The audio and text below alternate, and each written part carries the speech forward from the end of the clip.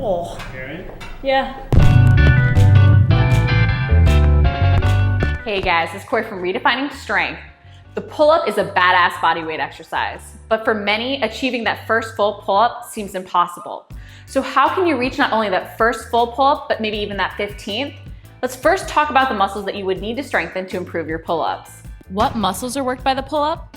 When you do a pull-up, you work your lats, lower traps, biceps, erectus spinae, external oblique, and your forearms. Because of the shoulder adduction involved, you'll also work your infraspinatus, your teres minor, your pec major, and also the long head of your triceps. Now, what about the chin-up? Is it a pull-up?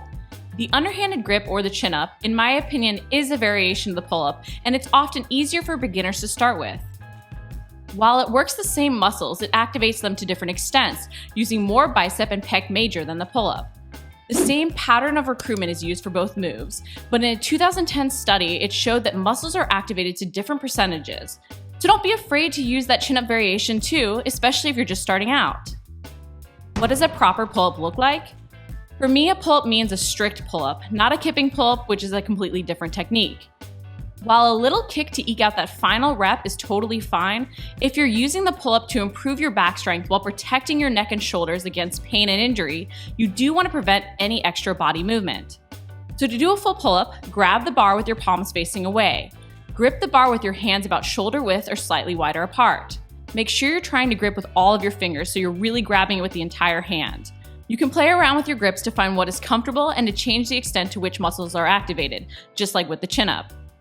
Fully hang from the bar with your shoulders shrugged and your arms completely straight. From this dead hang, you can slightly tilt your chest open towards the bar as you pull your shoulders down. You want to make sure that you unshrug your shoulders and retract your shoulder blades before really pulling up. Be careful though not to arch too much and load your lower back, as you want to think about leading with your chest, but not arch so extremely. You want to retract your shoulder blades and then depress them, so draw them down and back as you pull your chest up to the bar. Pull your chin over the bar or even touch your chest to the bar, but make sure not to round forward at the top.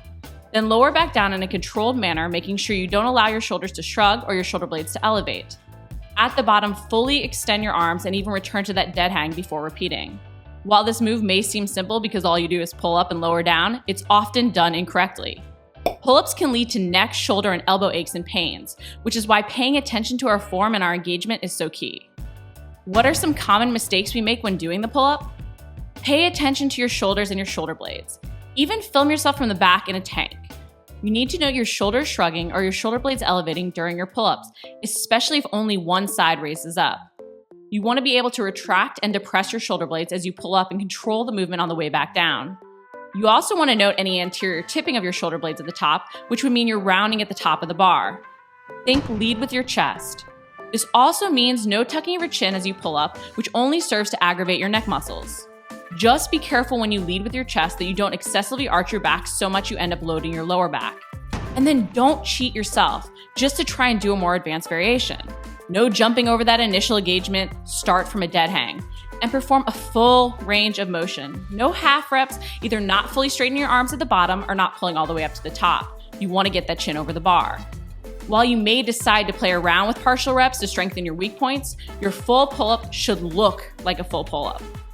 What are some quick tips to consider when working to improve your pull-ups? Now you may think my first tip will be strengthen your back and do more assisted pull-ups, but that's not right. For most of us, it actually isn't an issue of strength so much as an issue of activation. We recruit the wrong muscles to the wrong extent, which is why we end up shrugging and elevating our shoulder blades. It's why clients become frustrated when they don't see results, even after doing a ton of moves to strengthen their back and practicing assisted pull-ups. That's why mobility work and activation is the first step. Do mobility work for your shoulders, thoracic spine, and shoulder blades. Do scapular retraction and depression work so that you can properly engage your back. Then also watch how much you use those pull-up assist bands. I know people love them, but guess what? They may be holding you back. First off, trying to do more reps with assistance instead of fewer reps and more rounds with a harder variation, say even an eccentrically focused pull-up, often only makes you better at doing the assisted variation. Second, the bands put us in a position where we're above that initial engagement of our back. What this means is we never really learn how to engage our back. It's why you might think, well, if I could just jump a little bit, I'll be able to get over that first little engagement. It's because the bands never teach you to go from that dead hang and learn how to retract and depress your shoulder blades. That is why when I created my 28 pull-up variations video with variations for the beginner to the advanced exerciser, my beginner variations included foot assisted so that you can control the exact amount of assistance used, mini pull-ups so you can work on that initial engagement, and even jumping pull-ups with a slower eccentric, since we're stronger during the eccentric portion of a move and we can learn how to take on our own body weight. But I didn't use the pull-up assist bands. We want to spend more time on our tension while learning how to use our back properly and take our shoulder blades through a full range of motion. Because of how important shoulder and scapular mobility are to improving your pull-ups and properly recruiting your back, you'll also want to check out my 21 shoulder mobility exercises. And if you're determined to get that first full pull-up, or even your 15th, also check out the 3 keys to improving your pull-ups and my amazing 30-day pull-up challenge in the video description below. I'd love to help guide you through the process. If you like the video, make sure to like it, comment below if you have any questions, and subscribe. We're posting new videos each week. And check the video description for links to all those tips and variations I already mentioned.